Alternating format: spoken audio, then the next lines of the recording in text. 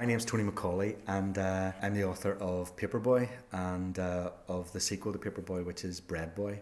And Paperboy really tells us the story of growing up in West Belfast at the top of the Shankill Road in the mid-70s when I was a paperboy and I delivered the Belfast Telegraph, 48 belly tellies each night in the darkness.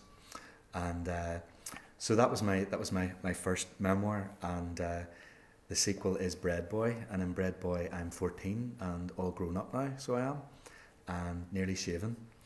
And I'm going to read from chapter 9 of the book. It's called All Creatures Great and Small. I didn't want to be, so I didn't, but I was raging again. Everyone in our street had a dog except us, and it just wasn't fair. You had to have a dog to be a proper family. It was like having a granny. There were more dogs than soldiers on the streets of Belfast. A gang of wee mongrels ruled every street corner. Sometimes you could tell which street you were in without looking at the houses, just by recognising the pack of dogs that ran up and down. Assorted poodles, Labradors, Jack Russells, Alsatians and their variegated offspring were omnipresent. The howling could be quite exasperating, especially when the whole estate barked for an hour after a bomb or a band parade. Some people bred dogs in their backyard for a hobby, but many dogs bred up an entry just for fun. Some dogs tried to breed with your leg at every opportunity. The dogs in our streets weren't just animals, they were personalities. Everyone knew their names and we all became familiar with their individual characters. As a bred boy, I became intimately acquainted with every dog in the street. Wee Scotty, the West Highland Terrier, whose mommy got a wheaten bannock and a plain loaf, was a yappy wee glipe, but would never bite you. Brandy, whose daddy got a Presea loaf because he was allergic, would have sex with your leg at the very slightest show of affection. Then there was Petra, the Labrador, the most well-loved personality in the Upper Shankill, who enjoyed being stroked by the whole street.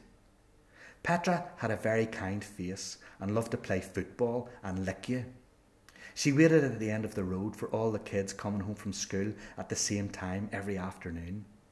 I was amazed that she knew the difference between weekdays and weekends. Petra was very intelligent and she was possibly more popular than Paisley. When Mrs. Piper was arguing with my father about politics, she always said, "Even the dogs in the street know," to indicate that some point she was making was very obvious. Apparently, even the dogs in the street knew we were being sold out for United Ireland. Even the dogs in the street knew we were being sold down the river to Dublin. The poor dogs in the street must have been bored to death, always knowing the same old stuff. Maybe that's why they barked at the cars and pooped on the pavement so much, just to relieve the boredom. In my opinion, the dogs in the streets had no interest whatsoever in the Troubles. I was certain that Catholic dogs and Protestant dogs were just the same underneath their coats, just like us kids underneath our Catholic and Protestant school uniforms. I suspected that even the dogs in the street knew rightly they would still get fed and bred no matter whether Northern Ireland was British or Irish. Then again, I did notice that dogs felt compelled to mark out their territory the same as Protestants and Catholics. Dogs peed up the same lampposts we put flags on. I hoped for a day when all the dogs in Belfast would bark across the police line like those cartoon dogs in 101 Dalmatians.